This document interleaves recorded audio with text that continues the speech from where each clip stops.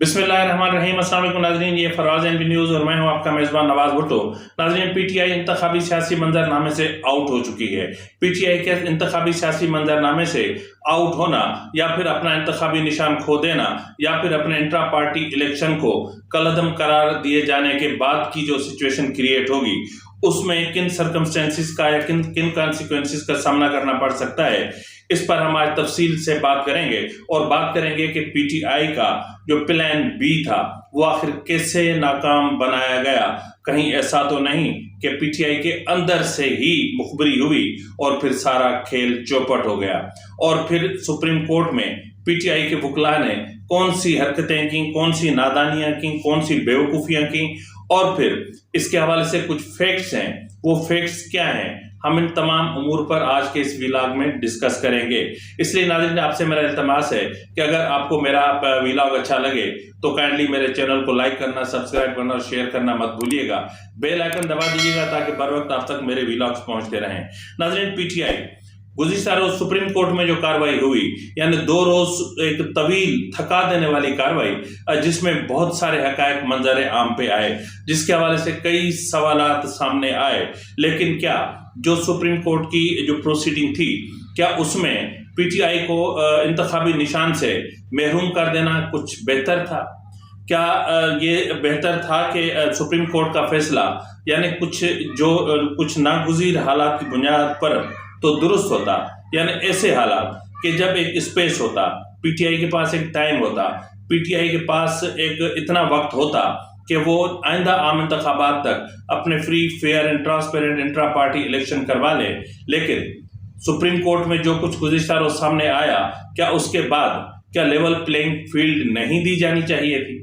ये एक बहुत बड़ा सवाल है। हकीकत तो ये है कि ये सब कुछ उस वक्त हुआ कि जब यानी जो अपना टिकट्स की तकसीम का मरहला शुरू हो चुका था। उम्मीदवारान अपने पार्टी टिकट्स आरओज़ के पास जमा करवा रहे थे। लेकिन इस ताख़ीर का बुनियादी तौर पर जिम्मेदार कौन? जिम्मेदार पीटीआई, क्योंकि पीटीआई भागना चाह रही थी, पीटीआई छुपना चाह रही थी। कभी लाहौर भागती, कभी पेशावर भागती, कभी कहाँ भागती। बिलाखिर उस वक्त सुप्रीम कोर्ट पहुंची जब सब कुछ लुट चुका था, जब चिड़िया खेत चुग चुकी थी। तो बहरहाल पीटीआई ने बहुत देर कर दी और बहुत ज्यादा देर कर दी। इस दौरान कुछ चीजें देखने में आई, वो ये हैं कि जिस तरह जो है वो एक बार बार जो अपना इंतखाबी जो उम्मीदवारों के टिकट्स के जमा कराने का टाइमिंग थी वो 4 से 5 बार तब्दील हुई। यानी पहले 5 से 7, फिर 7 से 9, फिर 9 से 11, फिर 11 से 12। लेकिन सुप्रीम कोर्ट का फैसला था कि जो मजमूई तौर पर 2-2.5 सफ़ात का फैसला था वो आने का नाम ही नहीं ले रहा था। ये कोई फुल कोर्ट नहीं था, ये सिर्फ 3 जजेस थे। 3 जजेस चाहते तो स्मूथली और 1 घंटे के अंदर फैसला आ सकता था और पीटीआई को अपना जो भी रास्ता अख्तियार करना होता मेरे ख्याल में आराम से कर लेते। लेकिन बदकिस्मती कि ऐसा न हो सका। तो बहरहाल फैसले का जो मंजरनामा है या फैसले का जो पस मंजर है उसको समझना भी जरूरी है। जरूरी ये है कि इस्टेब्लिशमेंट वाज़े तौर पर अपना माइंड दे चुकी थी। जब इस्टेब्लिशमेंट वाज़े तौर पर अपना माइंड दे चुकी थी तो उसके पीछे एक सबब था, वो सबब था 9 मई। अब 9 मई के बाद इस्टेब्लिशमेंट ने वाज़े तौर पर अपना माइंड बना लिया था कि अब बस, अब पीटीआई को हम बर्दाश्त नहीं करेंगे। क्योंकि पीटीआई वो जमात थी जिसको बाकायदा प्रोमोट किया गया था और फिर जिन्होंने प्रोमोट किया फिर उन्होंने ही इसका खात्मा करने का फैसला किया। लेकिन मसला ये है कि ये पीटीआई की अंदरूनी जंग थी। अब यानी इलेक्शन कमीशन ऑफ पाकिस्तान पिछले 4 साल से पीटीआई को मुतवातिर कह रहा था कि इंट्रा पार्टी इलेक्शन करवा लें, लेकिन पीटीआई थी कि आपको पता है कि पीटीआई को धौंस, धांधली, दादागिरी, गुंडागर्दी, बदकलामी, बदतमीजी, बदतहजीबी की आदत पड़ी हुई थी। तो इसलिए पीटीआई इस चीज को बहुत हल्का ले रही थी। लेकिन गुज़िश्ता दिनों यानी जब ये इंट्रा पार्टी इलेक्शन का मामला आया माफ कीजिएगा, तो सब पीटीआई के लिए बहुत देर हो चुकी थी। तो इसलिए इसमें यानी इंट्रा पार्टी इलेक्शन मतलब मैं क्या कहूं कि हमेशा पीटीआई ने इसको गैर अहम समझा और फिर वही इंट्रा पार्टी इलेक्शन पीटीआई के लिए बहुत बड़ा वबाल बन गए, पीटीआई के लिए बहुत बड़ी मुसीबत बन गए। अब नाज़रीन, मैं आपको यहाँ पर ये आखिर में मैं आपको बताऊंगा कि पीटीआई का प्लान बी नाकाम कैसे हुआ और कहां से हुआ। کس نے مخبری کی پلان بی کے حوالے سے، تو اس پر ہم آخر میں بات کریں گے۔ اب ناظرین میں آپ کو بتاتا ہوں کہ پی ٹی آئی ٹیکنیکل بنیادوں پر سیاسی انتخابی منظر نامے سے آؤٹ ہو چکی ہے، جس کی اہم وجہ پی ٹی آئی کی لیگل ٹیم تھی، اور لیگل ٹیم اس لیے مطلب وہ کھیل رہی تھی کہ وہ جانتی تھی کہ ہمارے پاس پلان بی موجود ہے۔ اب جب پی ٹی آئی کے پاس پلان بی موجود تھا اور اس کی لیگل ٹیم جانتی تھی، تو میرے خیال میں پھر ایسی صورتحال میں پی ٹی آئی کی لیگل ٹیم اس کھیل کو کسی اور طریقے سے کھیل رہی تھی۔ یعنی یوں سمجھ لے کہ پی ٹی آئی کی لیگل ٹیم خود ہارنا چاہتی تھی، پی ٹی آئی کی لیگل ٹیم خود شہید ہونا چاہتی تھی، پی ٹی آئی کی legal team P T I کے انتخابی نشان کو شہید کروانا چاہتی تھی۔ اس لیے یہ اس کی ایک اہم وجہ ہے، وہ وجہ یہ ہے کہ پی ٹی آئی کو مظلومیت کارڈ کھیلنا تھا۔ جب پی ٹی آئی کو مظلومیت کارڈ کھیلنا ہو تو یعنی ظاہر ہے کہ مظلومیت کارڈ کو سامنے رکھ کے اور پی ٹی آئی جو ہے وہ یہ قانونی جنگ لڑ رہی تھی، لیکن کیا کر سکتے ہیں لیکن یہ جو پلان بی تھا اس کے حوالے سے تو خیر میں تفصیلات سے آپ کو بتاتا ہوں کہ کیا ہوا۔ اب ناظرین حیرت کی بات یہ ہے کہ جب 12 جنوری کو سماعت ہوئی تھی، اس میں جناب مخدوم علی خان صاحب جو ہیں وہ انہوں نے تفصیلی دلائل دیے، تقریباً پورا ایک دن لیا انہوں نے، اور پھر بال کی کھال اتار کے رکھ دی۔ اس دوران عدالت بار بار پی ٹی آئی کے وکلاء سے، جناب حامد خان صاحب سے، جناب بیرسٹر گوہر خان صاحب سے کہتی رہی کہ سوالات نوٹ کر لیں، آپ بعد میں جواب دے دیجیے گا، تسلی سے جواب دے دیجیے گا، پر سوالات نوٹ کر لیں۔ لیکن بدقسمتی یہ ہے کہ حامد علی خان صاحب بھی عدالت میں موجود تھے، بیرسٹر گوہر بھی عدالت میں موجود تھے، اور علی ظفر خان صاحب بھی لاہور میں ویڈیو لنک کے ذریعے موجود تھے، لیکن کسی نے سپریم کورٹ کے ان سوالوں پر کوئی توجہ نہیں دی۔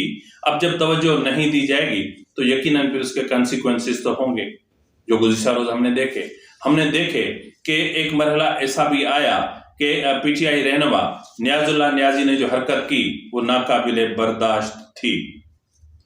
اب ناظرین میرے ذہن میں کچھ سوالات ہیں۔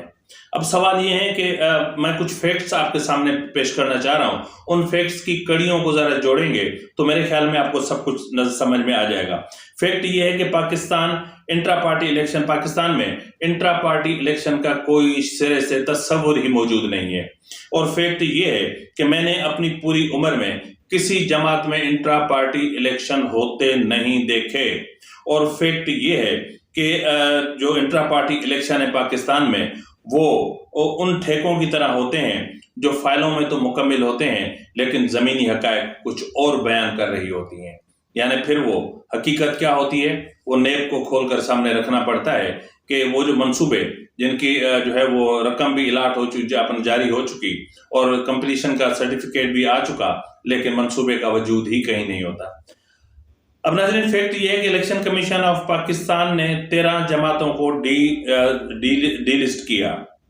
اب جن 13 جماعتوں کو ڈی لسٹ کیا گیا وہ تقریباً غیر فعال جماعتیں تھیں، وہ گراؤنڈ پر موجود نہیں تھی، نہ ان کی کوئی سینٹرل ایگزیکٹو کمیٹی تھی، نہ ان کی کوئی کور کمیٹی تھی، نہ ان کے عہدیداروں کی، کیونکہ عہدیدار پورے کرتے تو کور کمیٹی پوری نہ ہوتی، کور کمیٹی پوری کرتے تو سی پوری نہ ہوتی، یعنی تانگا پارٹی بھی نہیں بلکہ یوں سمجھ لیں کہ وہ سائیکل پارٹیز تھی۔ تو ایسی صورتحال میں پھر کیا ہو سکتا تھا؟ اور جس طرح آل پاکستان مسلم لیگ جنرل مشرف کی جو مسلم لیگ ہے، اب وہ ظاہر ہے کہ ایک غیر فعال جماعت ہے، جس کو یعنی بہت ساری جماعتیں تو ان میں ایسی ہیں کہ جن کا نام بھی شاید کوئی جانتا ہو، لیکن کیا کر سکتے ہیں۔ ناظرین فیکٹ یہ بھی ہے کہ پی ٹی آئی کے انٹرا پارٹی الیکشن ان کے اپنے آئین کے خلاف تھے، یعنی پی ٹی آئی کا جو اپنا آئین ہے اس میں ایک شفاف اور ایک ٹرانسپیرنٹ اور ایک فری فیئر الیکشن کا تصور دیا گیا ہے۔ اس میں یعنی اقتدار کی یا اختیارات کی منتقلی کا جو عمل ہے وہ بہت سموتھ دکھایا گیا ہے، لیکن بدقسمتی سے آن گراؤنڈ ایسا نہیں ہے۔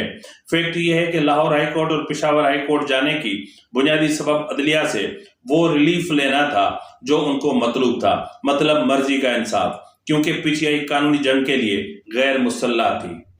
پی ٹی آئی کے پاس کوئی اسلحہ نہیں تھا۔ اسلحہ مینس کہ ثبوت، شواہد، ریکارڈ جن کے بنیاد پر پی ٹی آئی لیگل جنگ لڑ سکتی، قانونی جنگ لڑ سکتی، اور پی ٹی آئی کے لیے سنجیدہ وکلاء کا ہونا بہت ضروری تھا، تجربے کار وکلاء کا ہونا بہت ضروری تھا، لیکن ایسا کچھ بھی نہیں تھا۔ فیکٹ یہ ہے کہ سپریم کورٹ نے پی ٹی آئی وکلا کو بہت وقت دیا، پر وہ فائلوں کی بجائے الفاظ میں چھپتے رہے۔ اکبر ایس بابر کو اگر 2011 میں پارٹی سے نکال دیا گیا تو پھر لیٹر کہاں تھا؟ جبکہ لیٹر موجود تھا لیکن عدالت میں پیش نہیں کیا گیا۔ اور نہ صرف اکبر ایس بابر بلکہ جو 14 فریقین اس وقت سپریم کورٹ میں موجود تھے ان میں سے کسی کے حوالے سے بھی کوئی لیٹر وہاں پر سپریم کورٹ میں پیش نہیں کیا گیا، جبکہ اکبر ایس بابر نے اور جو ان کے دیگر جو لوگ تھے انہوں نے اپنے بنیادی ممبر یعنی فاؤنڈنگ ممبر ہونے کے تمام ثبوت، تمام شواہد عدالت میں پیش کر دیے۔ ناظرین، فیکٹ یہ بھی ہے کہ نہ چمکنی پشاور کے وسط میں ہے اور نہ ہی پشاور چمکنی کی گود میں ہے۔ ناظرین، چمکنی پشاور سے دور ایک گاؤں ہے۔ اب یہ جب میں پی ٹی آئی کے انتخابات کا معاملہ سنتا ہوں تو پھر مجھے انڈیا کا ایک گانا یاد آتا ہے کہ ہوئی جورا جوری چنے کے کھیت میں۔ تو میرے خیال میں کہ جس طرح چنے کے کھیت میں یہ انٹرا پارٹی الیکشن کی جورا جوری ہوئی اور جس طرح 1.5 درجن لوگ وہاں پر جمع ہوئے اور پھر انٹرا پارٹی الیکشن کر کے رزلٹ اناؤنس کر دیا گیا، تو میرے خیال میں یہ بھی ایک ایسا سوال تھا کہ جس کا جواب پی ٹی آئی کے پاس موجود نہیں تھا۔ ناظرین، فیکٹ یہ ہے کہ نامینیشن پیپرز نہیں تھے۔ فیکٹ یہ ہے کہ الیکشن اپنا ووٹرز لسٹ موجود نہیں تھی۔ فیکٹ یہ ہے کہ جو بہت سارے دیگر لوازمات ہوتے ہیں انٹرا پارٹی الیکشن کے حوالے سے ان کا کوئی وجود نہیں تھا۔ فیکٹ یہ ہے کہ ایک یہ بہت بڑا فیکٹ ہے کہ انٹرا پارٹی الیکشن میں حصہ لینے والے امیدواروں کے لیے 50,000 روپے فیس مقرر کی گئی تھی۔ چلو جس طرح بھی ہوئے، جو بھی آپ امیدوار لے کر آئے انہوں نے 50,000 تو جمع کرائے ہوں گے نا، تو وہ رسیدیں کہاں ہیں؟ کس بینک میں جمع ہوئے؟ نہ لکھت، نہ پڑھت، نہ کھاتا، کچھ بھی نہیں۔ تو پھر یہ کیا ہوا؟ اس کو کیا سمجھا جائے؟ جبکہ فیکٹ یہ بھی ہے کہ پی ٹی آئی چاہتی تو انٹرا پارٹی الیکشن کو فری، فیئر اینڈ ٹرانسپیرنٹ رکھتے ہوئے نہ صرف فنڈ ریزنگ کر سکتی تھی بلکہ اپنی پارٹی کو بھی بچا سکتی تھی، لیکن ایسا نہیں کیا گیا۔ کیا کر سکتے ہیں؟ فیکٹ یہ ہے کہ نیاز اللہ نیازی توہین عدالت میں بھی جا سکتے تھے۔ فیکٹ یہ ہے کہ نیاز اللہ نیازی کو شوکاز نوٹس بھی جا سکتا تھا۔ فیکٹ یہ ہے کہ بھری عدالت میں پی ٹی آئی کے رہنما یا اس وقت کے chief election commissioner P T I کے انٹرا پارٹی الیکشن کے، اس نے جس طرح کے الزامات چیف جسٹس قاضی فائز عیسیٰ پر عائد کیے، یہ ان کا ظرف ہے کہ انہوں نے اس کو برداشت کیا۔ ادروائز کوئی اور جج ہوتا تو فوری طور پر توہین عدالت میں ان کو 3 مہینے جیل بھجوا دیتا۔ یہ غلط ہے۔ عدالت کیسی بھی ہو، عدالت کا احترام بہت ضروری ہے۔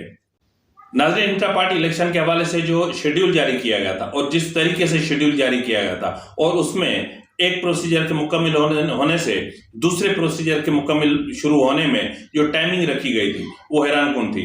اگر آپ نے مرکزی الیکشن رکھنے تھے تو اسلام آباد میں نہیں رکھے، چمکنی میں رکھے۔ اب جو بندہ کراچی سے جائے وہ کہاں جائے؟ چمکنی جائے، پشاور جائے، اسلام آباد جائے، کہاں جائے؟ تو جو الیکشن شیڈیول تھا انٹرا پارٹی الیکشن کا وہ بالکل غیر واضح تھا۔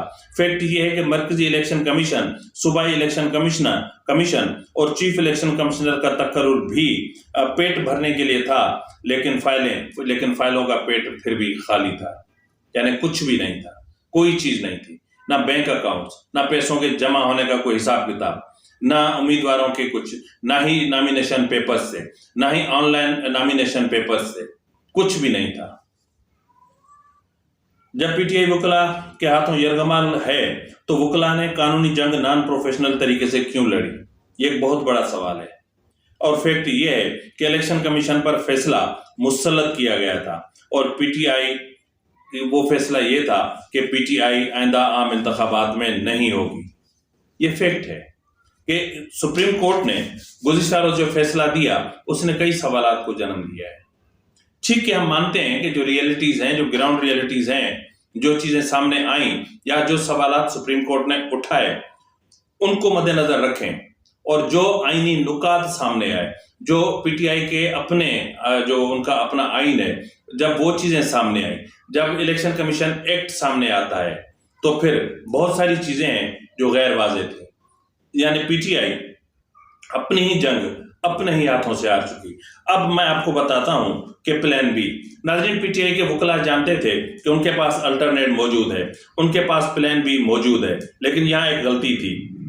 وہ یہ تھی کہ پی ٹی آئی کے وکلا کے ذہن میں یہ تھا کہ ہمیں سپریم کورٹ سے کیس ہارنا پڑے گا، کیونکہ ایک فیکٹ یہ بھی ہے کہ اگر پی ٹی آئی کے وکلا اس کیس کے ساتھ سنسیئر ہوتے اور جب ایک دن پہلے انہیں حامد علی خان صاحب کی موجودگی میں جیسے اپنا مخدوم علی خان صاحب نے جو الیکشن کمیشن کے وکیل تھے بہت سارے سوالات رکھ دیے تھے، بہت سارے سوالات کھڑے کر دیے تھے، تو اس کے بعد ان کا جواب دینا بنتا تھا، لیکن وہ تیار تو خیر نہیں تھے۔